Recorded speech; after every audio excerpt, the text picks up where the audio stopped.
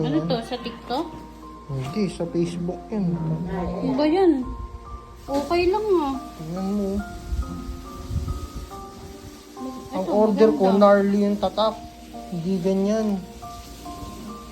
Ayun ng po, mga ang daming panlalaki. ano po. May, ang baho. Ang baho naman nito. Ano, grabe naman kayo. Tangina, maawa naman kayo sa mga niloloko nyo. Grabe, okay lang to. Dapat mag-ano ka na. Sino Talagang yung... 1,000 ba yung hayop na yan?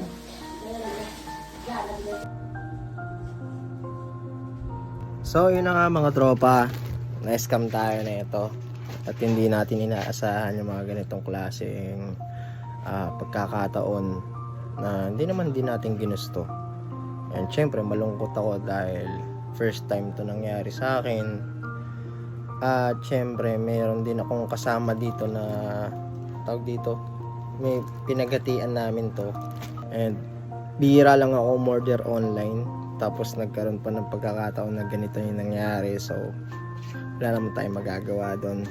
And for awareness lang din sa lahat ng mga umu-order sa Facebook, sa online, lahat yan, maging mas secured tayo sa mga ino-orderan natin. Dapat mas pinipili natin na mas safe yung katulad nito. Hindi ko in-expect na may scam pala ako kasi through Facebook siya, and wala rin akong magawa para mabalik yung pera ko. Kaya naman sa lahat ng mga viewers ko dyan sa Facebook, sa lahat ng followers ko dito sa Facebook and sa TikTok, sana maging aware kayo na itong taong to madalas nang loloko. And parang may kutob din ako na baka pati yung rider kasabwat din dito, dahil nakiusap ako sa kanya, nakiusap ako na baka pwede niya ibalik yung pera ko dahil nga scam siya. And syempre, sino ba naman may gusto na magkaroon ng ganitong klaseng item na halagang 1,000?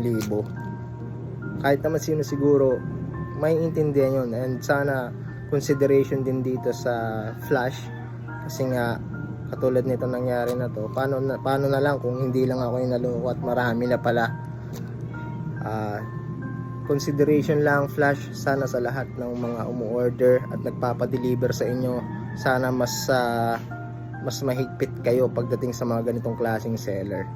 Hindi rin biro yung pera na pinambabayad ng mga tao sa mga ganitong klaseng order, na simple lang naman. Ang gusto lang din naman namin kahit pa paano mapasaya kami ng konti sa sarili namin pera na pinagpaguran namin.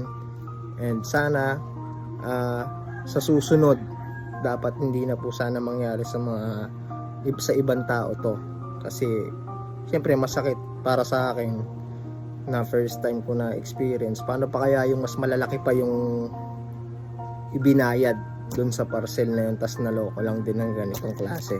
So yun lang sa lahat ng mga viewers ko, for awareness lang, and maraming salamat sa panonood dito sa aking video.